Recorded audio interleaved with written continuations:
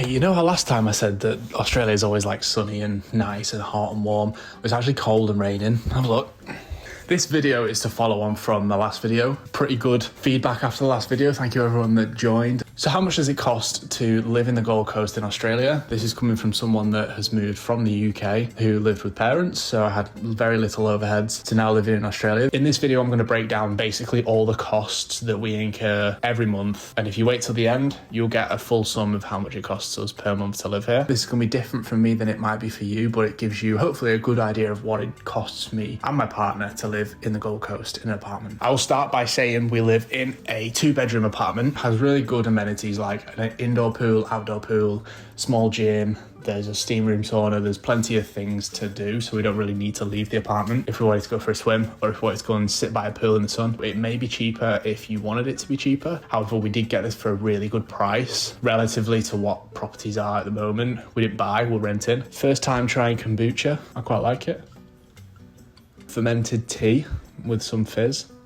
What's not to love? I'm going to probably add these up as we go. I've done absolutely zero prep for this video. So let's start with rent. $650 a week. So we can times that by 4. It's $2,600 a month. The part that's going to be different for me, that will be different for you, I save money on a car because I have a work car, because I work in the community as a physio. My job basically entails me driving to people's houses, and for that my work provides a car. They also pay most of my fuel, but I do have a pay cut every month to account for any personal mileage. So let's put that on. My fuel expense for personal mileage per month works out at roughly $120 a month. Next, we've got food shops. So we do a weekly food shop. We usually go to Aldi, but then we'll do a couple of bits at Woolies, or we'll go to Coles. They're like the local supermarkets that you can go and buy stuff from in Australia. So our food shop roughly costs us between $180 to $200 a week. So let's just put $800 a month just to overestimate it. Slightly less than that, but it's close enough. We then have our gym memberships. You don't necessarily need to pay for, but we do. So our gym memberships come to about $150 a month for both of us. I'm going to do the cost for both of us just because that's what we're paying if it's just you that's moving, but if you move with someone else, this is what it's going to cost. We also pay for private health insurance, which is $200 a month. We pay for private health insurance mainly because as a non-Australian citizen, Medicare, which is the Australian healthcare system, doesn't cover a lot of things. So with us having the private health insurance, it allows us to basically get hospital costs covered. So if we needed to go to the emergency department because we'd hurt ourselves or something was wrong,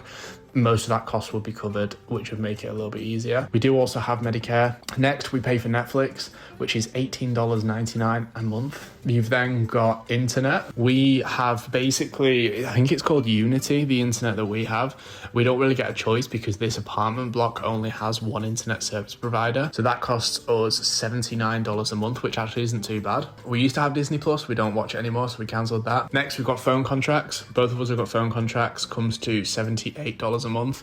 You can half that if it's just one of you, but we have two of us, and that gives us plenty of data, unlimited calls and texts. Just to interlude, some of these costs I'm rounding up or down, but I'll give you the exact total per month at the end. Believe it or not, that is pretty much all of our monthly costs. Obviously, we've got spends. We try to not spend too much, but kitting out an apartment costs quite a lot. So I think if I was to estimate how much it's cost us to furnish this apartment, I'd probably say it's somewhere in the realm of $4,000.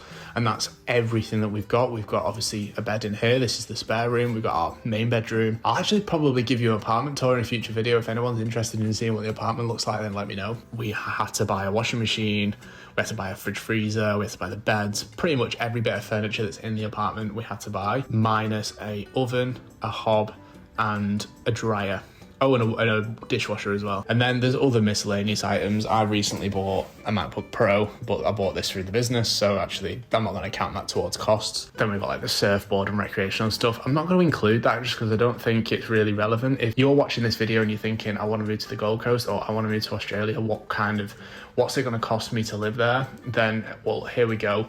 I'll give you the absolute total. The total of our monthly outgoings, this is absolutely everything that we pay for, is $4,101 45 cents. If you're from the UK then and you want to convert that back to UK pounds, just half it roughly. So roughly our outgoings are just over £2,000 a month. I will say, if you go and watch the last video, if you've come from the last video, then great.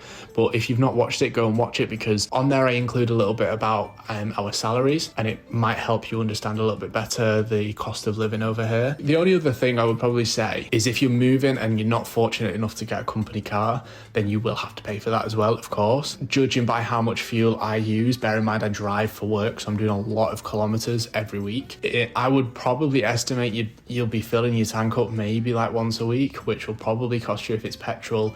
I'm completely just making an estimate here, so this won't be super accurate, but it's probably going to cost you around $80 a week in fuel, so you can add that on top. And then of course you've got the cost of a car. If you're going to buy a car outright, then great, if you're in a position to do that. But if you're not, then you're going to have to lease a car or rent a car. Car rentals are really expensive. I know this because I'm currently waiting for my work car and I'm driving a rental, and it's costing them a fair bit of money. So that £4,101 doesn't include utility bills. So we pay a water bill, a gas bill, and electricity bill. Our electricity is paid monthly, and it's roughly around $70 a month. Again, bear in mind, there's only 2 of us. We don't use a whole lot of electric. Our gas is roughly $60 a month, and we've only had to pay 1 water bill so far. I believe that the water bill is paid quarterly over here, and we actually only paid half of this quarter because that's when we moved in, and the previous tenants paid their half, and I think it was around $80. That's probably going to be a little bit more, but that's not monthly, so that's why I kind of included these at the end. So overall, if you look at all of the costs, the biggest expense is rent. Our next biggest expense after that, food, is also a fairly big bill.